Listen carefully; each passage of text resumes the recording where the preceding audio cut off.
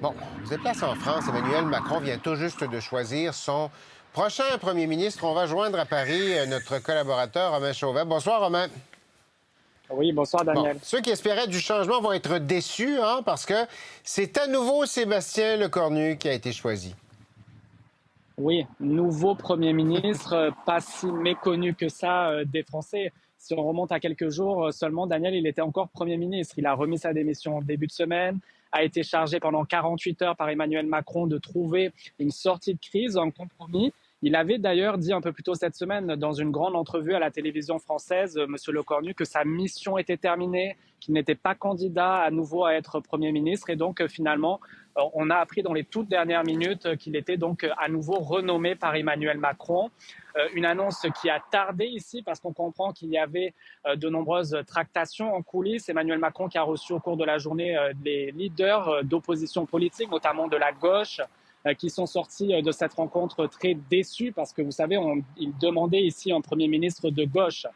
Finalement, Ouais. ce n'est pas le cas ce soir. Et déjà, les appels à la censure commencent à se diffuser ici, notamment de la part de l'extrême droite, du Rassemblement national, mais également de la France insoumise. Bon, ça a été long quand même. Pourquoi ça a été si long?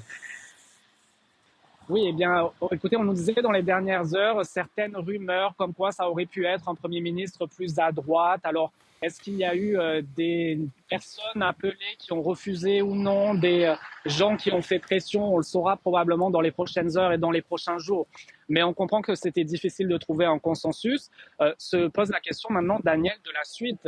Monsieur Lecornu n'a pas réussi à trouver un consensus. Rappelez-vous, ce gouvernement éphémère de dimanche à lundi qui a Ouais. tenu seulement une nuit.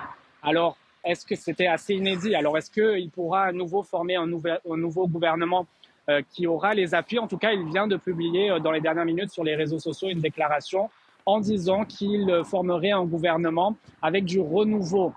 Il veut lutter contre cette déconnexion entre les politiques et les Français. Il a dit également que toutes les grandes questions qui font débat en France, notamment la question de la réforme des retraites, seront débattues.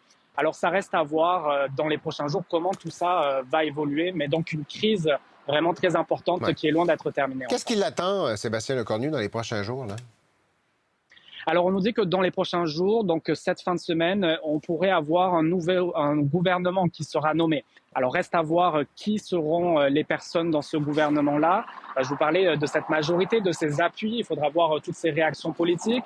On nous parle également d'un budget qui serait présenté en début de semaine prochaine. Alors, vous voyez que les échéances s'accélèrent finalement.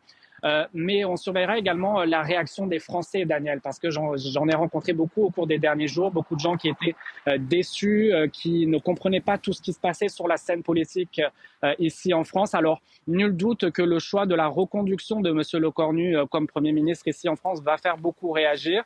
Emmanuel Macron, qui est de plus en plus isolé, de plus en plus impopulaire. Ouais. Un dernier sondage dans les derniers jours le plaçait à 15% la confiance des Français envers lui pour diriger le pays. Alors, il faudra voir, évidemment, je vous dirai les prochains jours, là, comment tout ça va évoluer. Parlant de réaction, justement, réaction politique, est-ce que l'extrême droite continue de demander la dissolution de l'Assemblée nationale? Est-ce que la gauche radicale veut la démission de M. Macron? Oui, absolument. Dans les dernières minutes, Jordan Bardella du Rassemblement national a dit qu'il censurait, que son parti censurait ce nouveau Premier ministre. Et c'est d'ailleurs ce qu'avait dit Marine Le Pen encore aujourd'hui, dans les derniers jours, qu'elle censurait tout premier nouveau ministre et que la seule issue à cette crise, eh bien, c'est un retour aux urnes pour des élections législatives. Du côté de l'extrême gauche, la France insoumise, on veut plutôt une démission du président Macron et des élections présidentielles anticipées. Vraiment, de ce côté-là, on nous dit que c'est totalement exclu, ce scénario-là. C'est l'entourage d'Emmanuel Macron qui a dit ça au cours des derniers jours, que la démission de M. Macron n'était pas du tout envisagée. Mais évidemment, Daniel, on le répète une nouvelle fois, mais c'est à nouveau une dernière chance pour ce nouveau Premier ministre.